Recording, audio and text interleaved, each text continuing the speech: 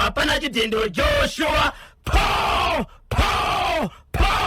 Rikiti tunaipapa Isabel chipinga to dadama tawezere kudiana icho kwa timu ya Zimbabwe ndiri mukaribe kufamba nekupfapfadza nekutotora ziri kuitika matima nawo senyika ino nyaya ndoda kutora pano muri ya Zimbabwe inyaya yakaitika mukati menzvimbo yandoshedzera kuti Honde Valley nyaya mu Honde Valley mukoma KP asi family kuchera kuno kwatite panguwa ino iri mukati meguta reHarare ku Honde Valley kune mwana anove iye mwanasikana ane 11 years dzekuberekwa akashayikwa zvekuti musi wazodzoka mwana uyu pamba ranga riri zuva rechi 47 kureva kuti 2 months 16 or 17 days auya pamba mwana uyu akatanga kushevedzera ari kunze kumuti kumusha kumapasti 11 dzemanheru achishevedza mai vake but mashevedzero aita mai vake aishevedza nezwi rekushevedza nezita remumwe mwana uyu pambapa ndiye first born paakamira kunze kwemusha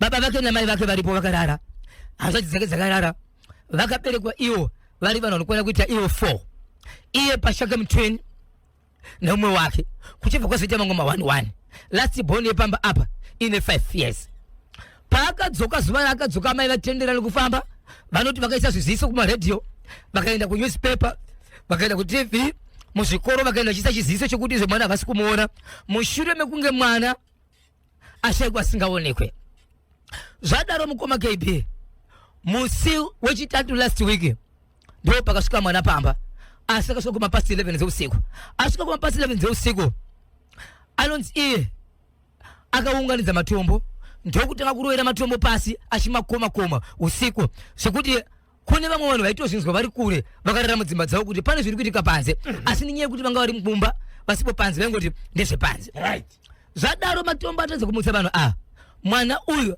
akabva aenda pagedhi repamakumba kwavo ndobva atanga kushevedza zita ramai vake ashevedza zita ramai vake mai vake vanoti vakanzi nababa vachona musadavire because munhu ari kushevedza usiku haiti iye pachake ifirst born nemutwini wake akabva atanga kushevedza mai vake nezita relast born kuti mai nengi ndini nengi baba naamai vakamuka usiku vachiti ndiani ari kushevedza kumwana wedu akashevedzera achiti mai nengi nezita remwana uyu ndobva vanyarara kunosvika mangwana makuseni vakatozoona mwana uyu akutoya nevamwe vanhu vachiti mwana tamuna akagara apa svikanzi tamunhu achishevedza usiku but achakumuka richiti munhu ndiani so mwana uyu paakasvika achifamba nevanhu ava akapinda muyadhi but nguva yakangopinda muyadhi achisirwa abereka akabva mhanya achidzokera kumakupi panze kukunze kwegedhi kwaambengi akaunganidza matombo ndo paakagara akuchitaura nevabereki vake anoti ndapinda muyadhi nekuda kwemurume uyu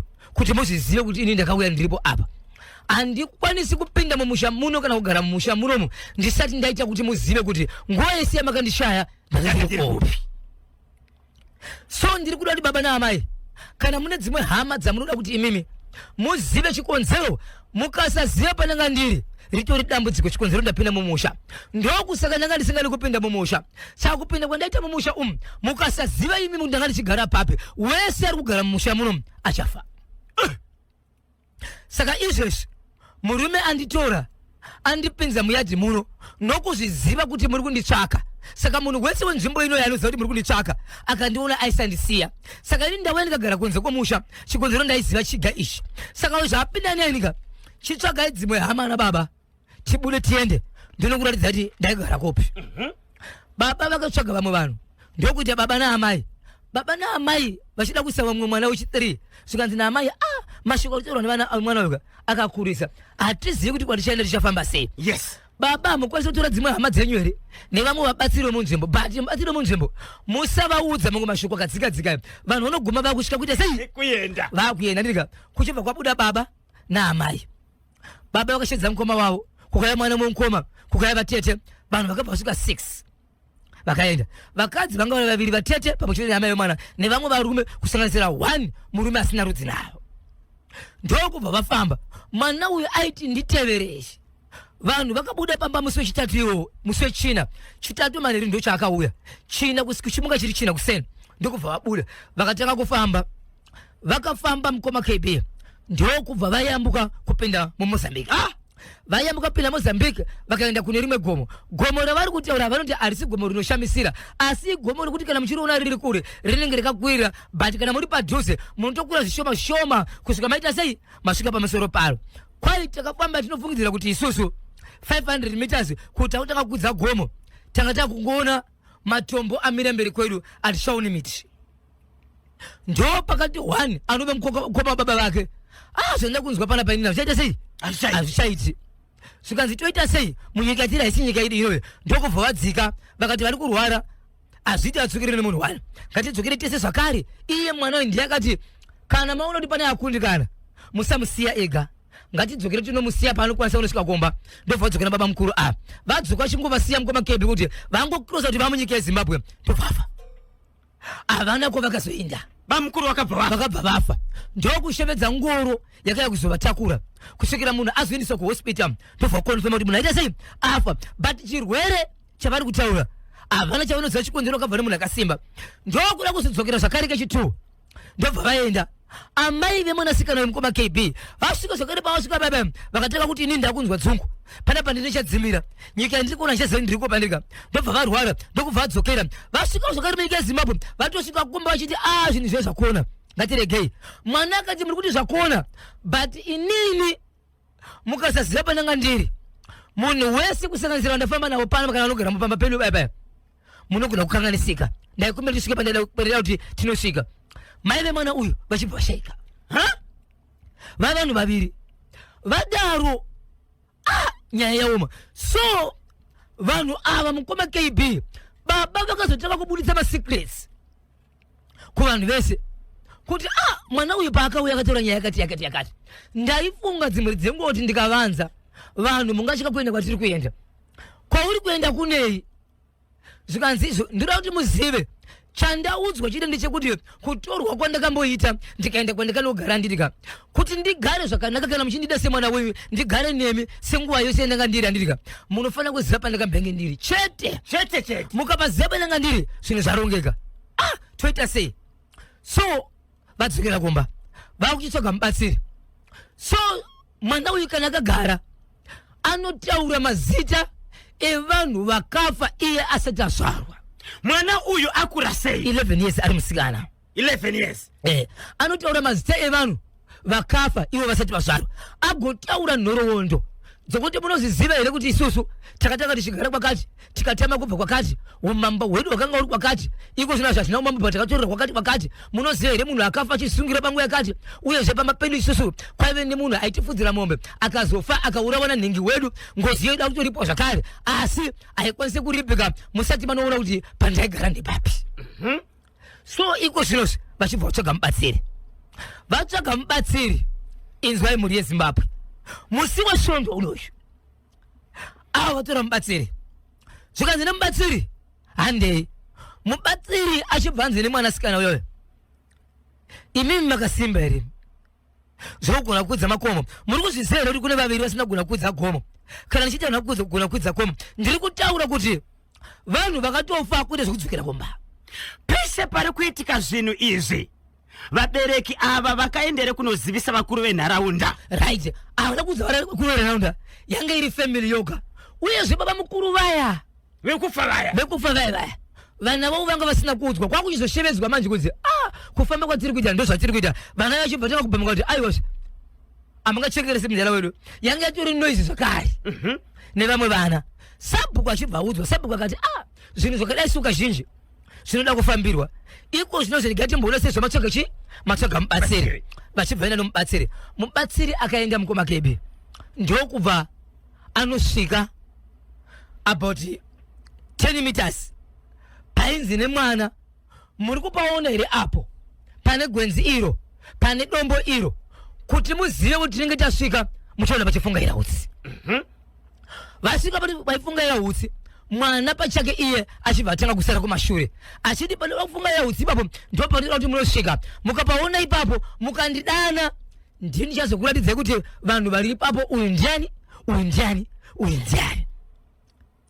golepo uri mukoma KB akati kana uri iwe waigara ipapo watora vabereki neamo uchiti handi ndikuratidza pandegara watiratidza kuti ndipo apo andifaniri kusvika iwewe uri kumashure kwangu.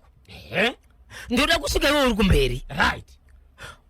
Godobori ni mwana wewe vakupikisana. Godobori mwana vakupikisana. Zvikanzikana zviri izvo zvamasarudza kuti imimi muri kuregera godobori wenyasani kusvika ngatidzokerei, but ziyai kuti ndikangodzokera gomba chete ndikapinda muruvanzi musina kusvika pane kunoona pananga ndiri mese muchafa. Kusanganisira godobori. Kusanganisira godobori.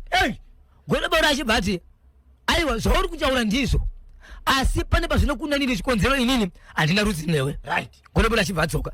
Godobori pachake ndiye akazosarudza umwe godobori mukoma KB. Godobori pachake uyu ndiye akazosarudza umwe godobori waakasarudza izvo kuti inini hongu handina kusvika. Hongu madzidziro nemhepo iri pandiri yandiudzawo kuti ndikakupai nengi munogona kunosvika. Saka izvezvi vakapiwa mugodobori nagodobori weya kuti vaende. Saka vari kunzi vari kuenda mangwana. Havasati vaenda. Uyu godobori akatya kupidza kusvika paipfungaira paya mupenyu ari kuti izvo kwanzizvo rangu simba inini ndikutonzwa kuti handikwanise kusvika apa. Panosvikika pano handikwanise kusvika pati pari kutonzizvo mukasvika imimi vakaita sena babani vechikuru dai mandotsvaga mu vechikuru vamwe vanhu muri kunosangana navo muchinoona ipapo vamwe vanhu vekuti muchavaziva but vamwe vacho munotombovaona vari verudzi venyu vakafa kudhara varipo ipapo. Saka kuti tizive isusu manje kuti zviri kutaura mwana uyu ndizvechokwadi rega kuti kwete hatisi kuziva, asi tamirira vanoda kuenda ikoko but godobori akadzokera parodha akati handina simba rekuenda ipapo, asi akatsinira chokuti chokwadi pari kutaura kuti mwanaka ndozvapari but rudzi rwevanhu varipo ipapo havasi vanhasi ende havasi vaiko zvinozvo vamwe vachona baba vako baba vana vari kutonza vavazivi, asi mwana ari kuvaziva, ari kutaura nezvavo. Ndo vakanditora but vati munofanira kuti muvaone ivavo, but mukasvika ipapo zvakarongeka muchagara neni noupenyu hwese kusvika mwana aita kuda kwavo. Asi kana musati papaona pana nechigara wese ari pamusha pano achafa. Yeah. Good morning Kanyemba na Bozho. Nyaya yemwana uyo wekushayikwa pamba akazodzoka pamba. Mwana uyo kushandiswa nemweya wedzinza ndimutsiroka Viola Vengesai mukuwasha baba Vimbai Vengesai tanyaradzwa mafusire talent mudyiwa baba Isabel kuti pane zvakaitika here mumusha umu zvakapa kuti mwana uyu atorwe nevakafa ozodzoka achiti handei munoona pavari. Aifanira kuti zivisa mukoma KB vabatsire kana mubatsira chingashevedzwa pamuti yanga afambire chinhu wani chakaipa chese anofanira kuratidza kuti kusakura road kuvhura kuti tisati taenda nemwana uyo aifanira kutaura kuti chakonzeresa chii. Yes. Ende kwatiri kuenda kunei ende tichazoita sei ndokuti mubatsiri. Kiki godobori akatya asi akagona kudzoka. Ndinonzi Afio Mashiri baba choto ndiri pa Eastville. Aiwa ndini ndinomupa sando mukoma KB. Ndinomupa usando akati iye apa ndikwanisi but level yangu kune vandoziva vari pamusoro. Regai ndikupewe munhu wacho kuti muende. Tana dzaunosvikira. Umwe akasora ari mugeneral hospital. Right. Izvozvi pakutonyorwa kuti hapana sowe pano.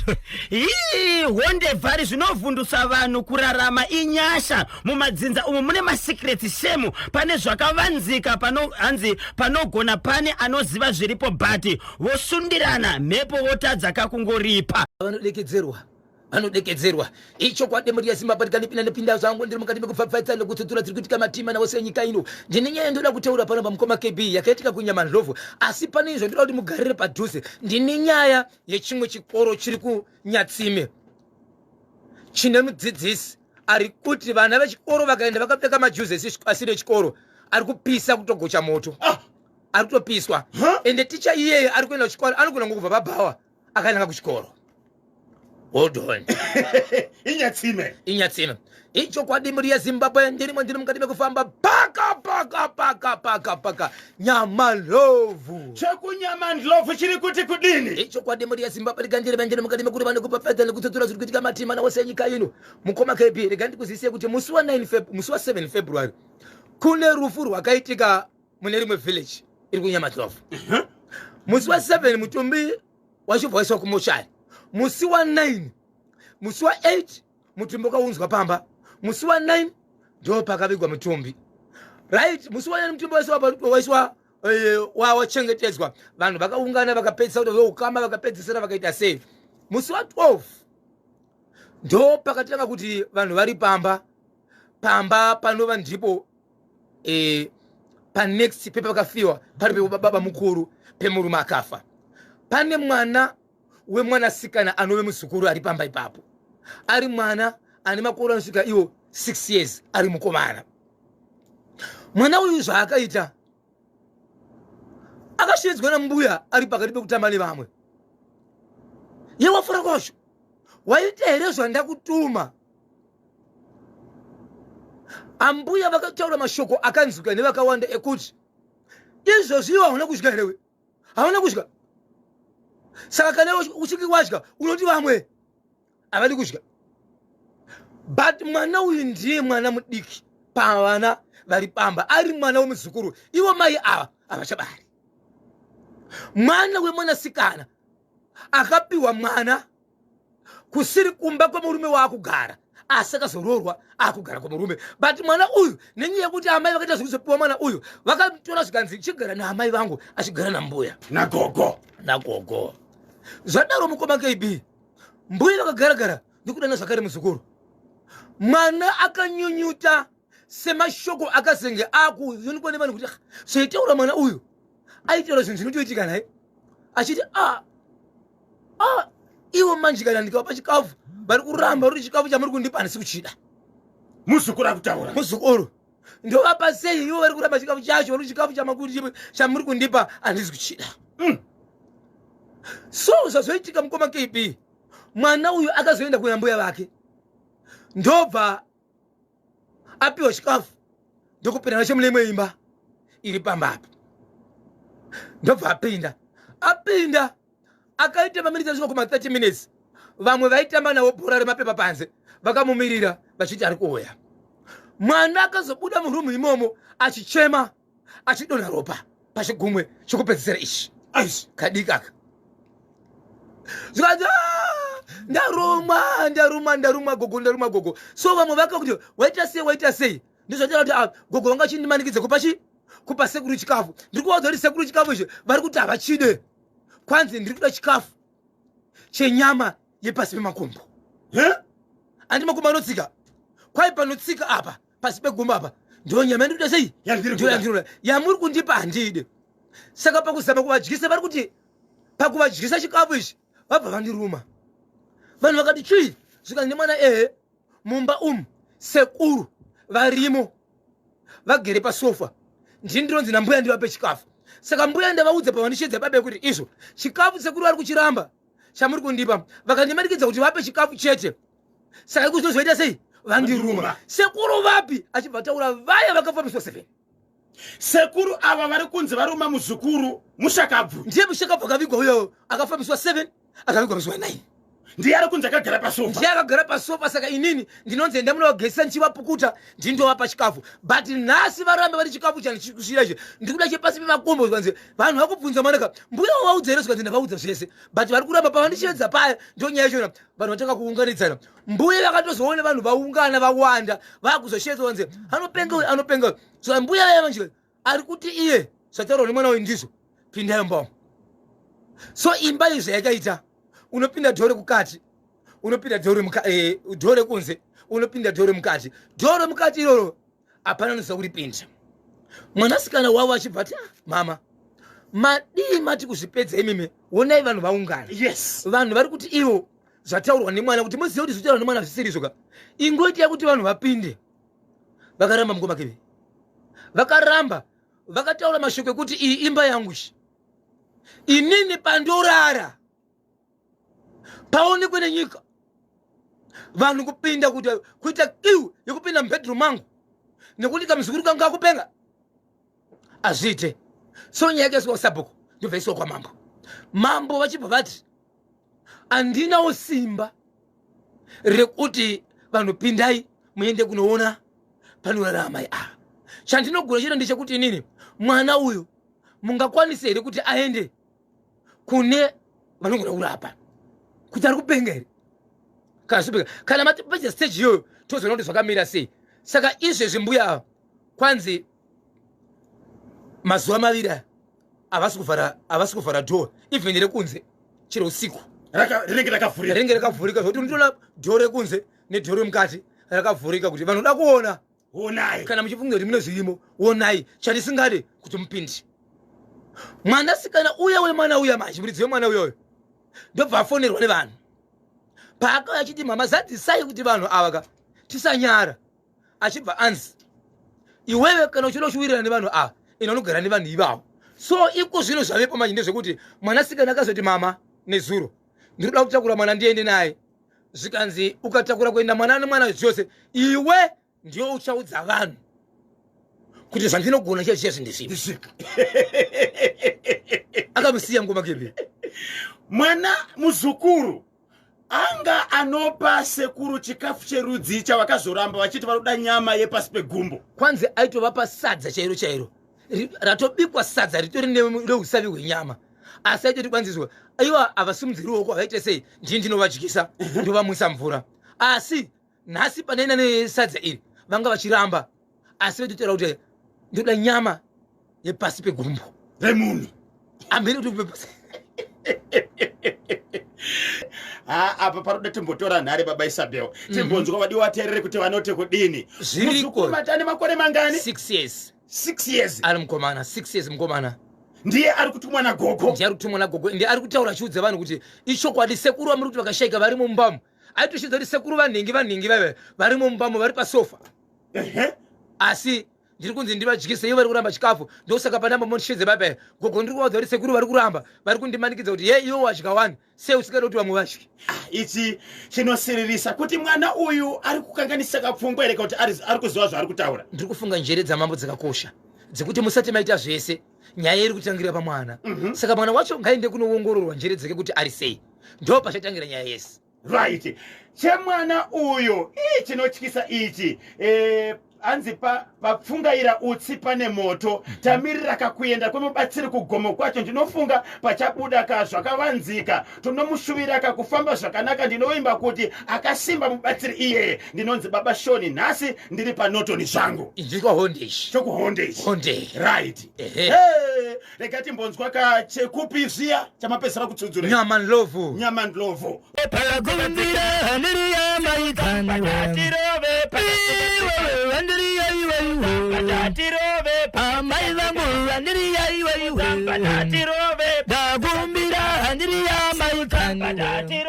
Pagazigaziga, Simuzambada, Pagazigaziga, Simuzambada, Pagazigaziga, Simuzambada, Pagazigaziga. Reporting to the angel, reporting to the angel, reporting to the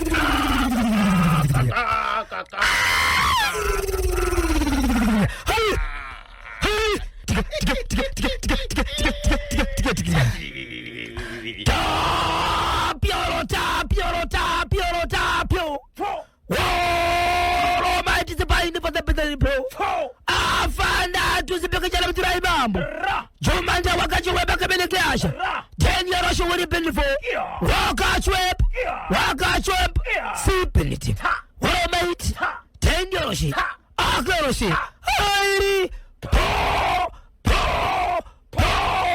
rigiti tindi murani chinango kwadzina jona sikasamba wilo mani selector ziriseko mukoma muri mukati bekwenzera mukoma kaipinyanji naye panapa nhasi ndakunopindira panyaya yandake ndichitaura nyaya yechikoro chiri kupisa majuzi evanhu wamukaseko nabofi mukoma nofundiseni ari pachitubu apa ndimanejara chimuti akabata wamukaseko fundiseni pa grade V1 grade V4 chimuti akabata pachitubu ipapo kwanza alichisina nabofi ndinenge ndikati bekwera nacho wamukaseko sisini ya bande apo mukana butsu nomsatsekela chimuti akabata ari pa epaton apo wamukaseko my advocate chimuti wakabata DJ Tsano eleli babo chede na kuchele kabla chimuti kwanza alichisiya wamukaseko timu chipangura pa grade V4 apo wamukaseko mukasaiko maina shanyama ndi patama force David Maria Pera tenda imbengo mamoyo wamukaseko asiwe mambewe agogo every day Friday pamuchide na my Ellen wakabla chimuti manjenjeje chishongo rasta vari pa manyama apo wamukaseko timu rakwe pa Virina Mavurema Agostinho Love Moka Shawo kuadzana wani Harare tiripo pa National FM and happy Valentine's Day ndo kwa saka vose vanondiziwa pasi rose Love Moka Shawo kuadzana wani Harare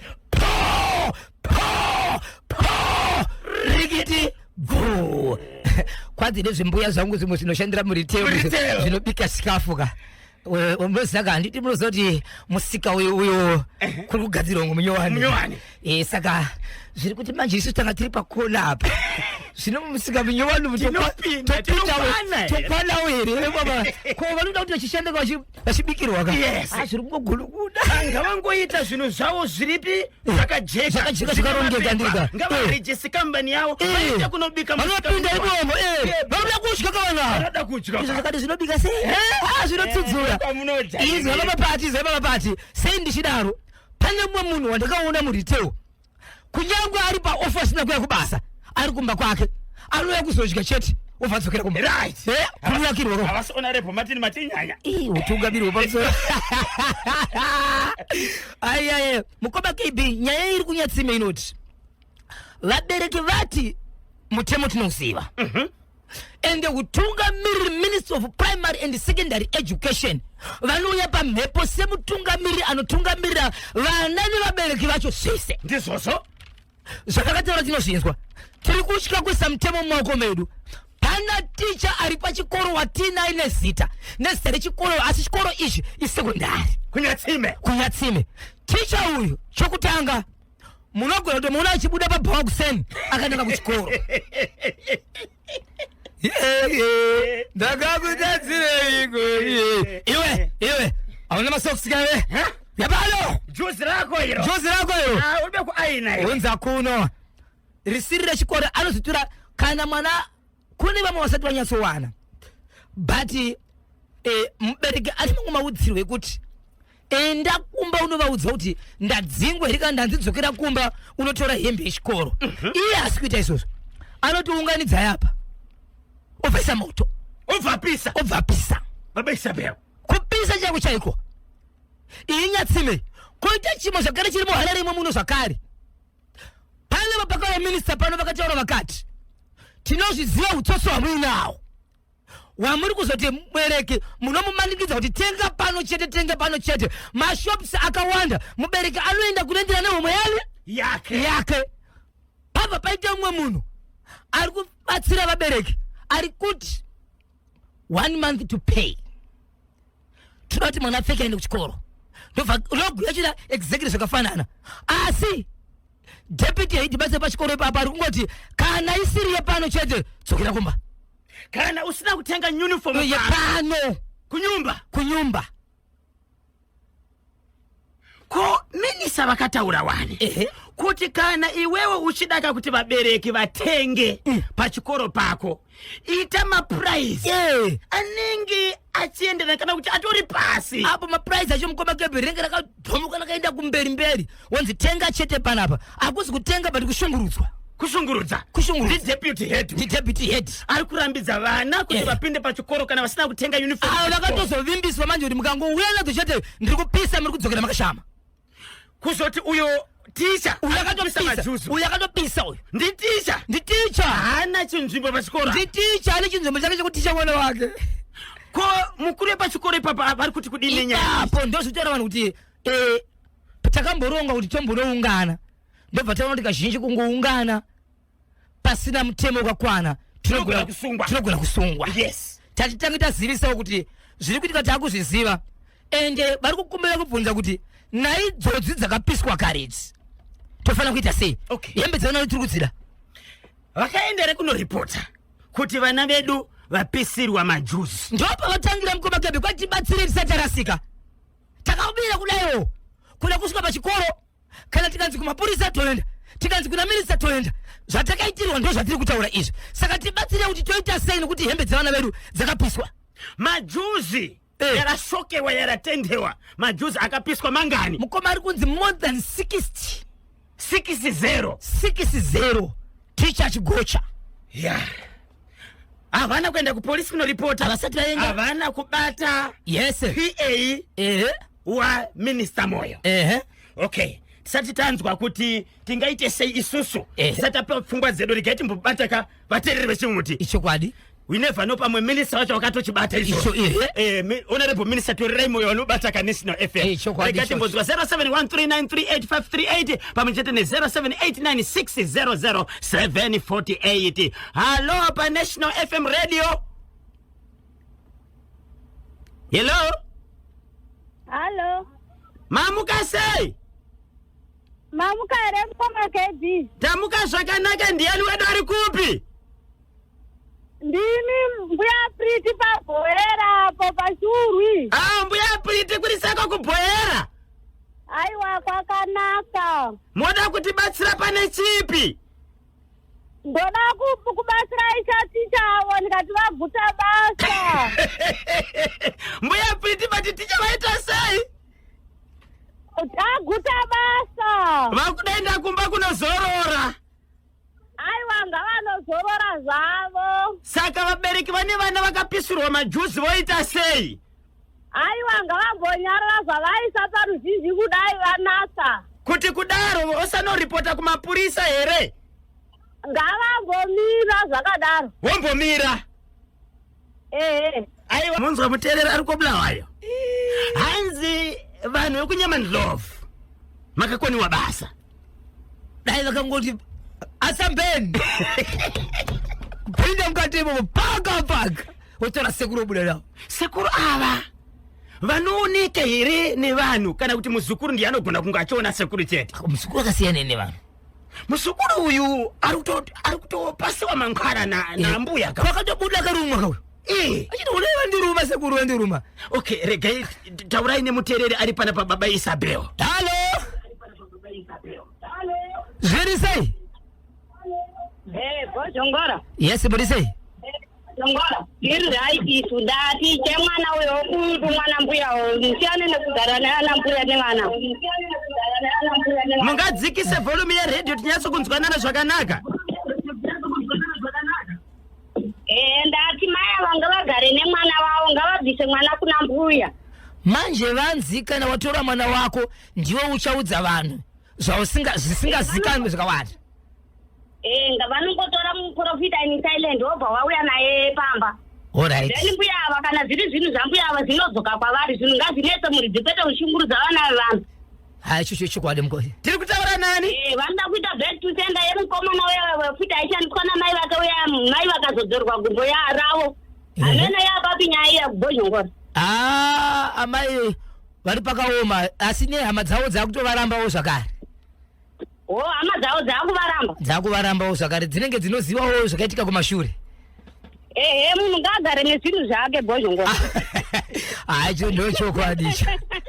Alright maita basi. Ndine urombo muri yeSimbabwe ndikuzivisei ndine nyaya ndakataura mazuva mashoma atarika kuti kuno kuti kwandoshodzera kuti kuwara mpake kwakaitika rufu riri mwanakadzi anomurora wepamba. Vanhu vachibva kundoviga vachidzoka vakatanga kuona ropa padho vachipinda mbabati dho rekumba kwatezwa kuti rizovhurika zvikanetsa kusvika razovhurwa asi pakashedzwa mubatsiri dho ravhurika. Akaudzwa nemubatsiri kuti imi baba munozviziva imi kuti chauraya muroora chii uyezve kuguva kwangu sara kuguva bhati muroora arimo mumbamo. Baba vakati ndipewo mazuva tizotaura ndine urombo muri yeZimbabwe. Baba vanove vatezvara vave vakashayika nezuro nematambudziko vatezvara vakashaya nei? Ndakazama kubvunza urwere mukomakibe kwaitonzi takasura tinawo vakatopiwa tii vakamwa but vanhu vakazonzwedza hamheri kungoti munhu aita sei adonha kwanzi vakatosvika vakadonha vachidya. Ndichibva ndazoenda kunzvimbo yeAPOF ndichifambira nyaya iya yataiti umwe mwanasikana ari kuti ane pamuviri pomwe mwanasikana asi kwakazonditorera nguva yekuti handingakwanisa kuzovaona chikonzero pane one anga abuda nevabereki achienda kunobatsirwa. Saka zuva rakazovira ndisati ndamuona zvakera ndigodzoka asi tichiri kuendera mberi nenyaya yachona. Ndine nyaya muri yeZimbabwe yandinayo panapa. Nyaya yandinayo panapa ndiye murume anogara kubudiriro. Nezuro akasvika pamba nemotokari yake. Asvika pamba nemotokari kune vana vakapinda mumotokari ndobva vaona muine paperback inoratidza kuti zita rechitoro chakaisa papaperback iyi chitoro chihombe. Okay. Vana vakaenda kunoudza kuti mama mune zvamatengerwa natete. Vana vakaramba mamai vakaramba vakamira amai vakaramba vakamira kunosvika mukunorara avana chinhu chavaona dedi vakatobva mumotikari ukapinda mumba vakatopinda mumba vanga vasinobata vanga paper vasina bata paper bag beyond deep down beyond deep down beyond deep down oh beyond deep down beyond deep down beyond deep down yameliwo varuya vanapiro mumba iwe ndanga ndichifunga kuti vagari vekunyatsime vatore ticha uyo uende naye pana chiremba simba panyatsime apo alright pane sangano riripo kwana baba Jose kwana baba ani chiremba simba varipo apa panyatsime ana balafu apa pane sowe riripo ticha uyo wokupisa majuzi evana ambonodirwa magate kana 100 hamone kudaro zvinenge chida kana kuma4 kuseni vapa kana kuma6 risati rabula mhepo yebude chaka but chaka magate anoda kudirwa makati naona kaita sei obvious naiwoka vana madzibaba lava madzibaba trust panotura ende muna mato ndambopinda pamweya yawo inini anoda kuti ichibva mutsime gate racho harifani kugadzikwa pasi yes rogamuchidzwa mumwe which is 7 yes ndekuti aite uno asi regati wapeka namba dzeku Ministry of Primary and Secondary Education kuitira kuti vabereki mofona ikoko muudze PA wa minister kuti ndizvo zvatiri kusangana nazvo kunyatsime iwo ndiwachakudzai kuti nyaya iyi munoifambisa sei tsudzura ichekubudiriro ichokwadi muri yezimbabwe ndoti baba vakasvika nemotokari yavo nezuro kuma past 4 ende vari kunzi baba since kusvika past 4 vakatokasirisa okay ndobva vapinda mbakarara vana vakamhanya vakatitira kugeza mota pamba pari ndani vageza mota ndobva vaona paper bag so paper bag yakanga yasiwa iri pasiti paper bag amai vazoona paper bag ndichisvika kuseni paine hondo because paper bag but yaita hondo nasi kuseni ndaona iri ine zita rechimwe chitoro chinozivikanwa sezvitoro zvihombe zviri munyika yezimbabwe mukati manga mune hembe yatinoti bra right mukati manga mune hembe yatinoti tight okay mukati manga mune kamwana ke tight kemukati okay right zvadaro ndibva zvagariswa imomo vana vapedza kugeza mota vati maringiro zvinhu zvinyona date present kusvika moto yapedza kugeza so amai vabva vati kungotsatsika munya kutika hiri ukasiwei nasika nhasi izuva racho here vaenda kunorara hapana chabudiswa babava vachibva vazooneka kuti ndoda kukasira kubuda pane kwandiri kuenda amai kusena kuti baba sati abuda ka zvisvika sei pane zvandiri kugamuchizwa vaone baba awo motokari hapana chinhu chikubudiswa motokari yamutswa motokari moto yabuda gate reverse gate shoes amai vasara vati do saka zvinhu zvirikuendako zvinhu izvi zvine kala yevhale uredipera apo matumbu baba matumbu ka zvemukati yes zvadaro mukobakabhiri amai do kwapinda kuma 30 to 45 minutes zvekuti baba pamwe ngatori mudhorobha kana watori nimwe nzvimbo ka ndobva wafona mama wakuchema mwana akachitambira kunze kwegedhi akuwadzwa amuna muteke chidarika baba wati kudii mwana bara baba baleva izvozvi gomba mutengi mota baba kia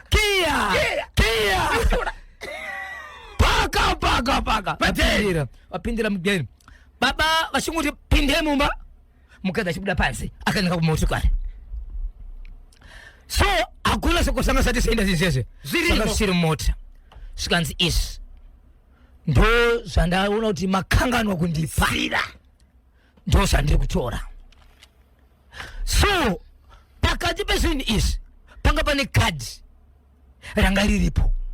Kadhi piki. Pane kadhi mamwe rakanyorwa zverudo. Kozoita piki rinoratidza kuti murume uyu nemukadzi uyu vakambotorwa vese zviri mufoni. Rakatosukiswa, rakanopurintiswa ndobva raiswa pakati pehembe idzi. Amai pavatora piki zvinhu zvikaizvika chavataura nchekuti kana anga ariko airasa iyi mari yemurume wangu ishi. Ndatora ndindire vana vari panapa vari mukati pekutara mukoma KB timapiki pasi kunodai so piki rabuda. Murume uya ane mudzimai wakamira naye. Ane mudzimai wakamira naye.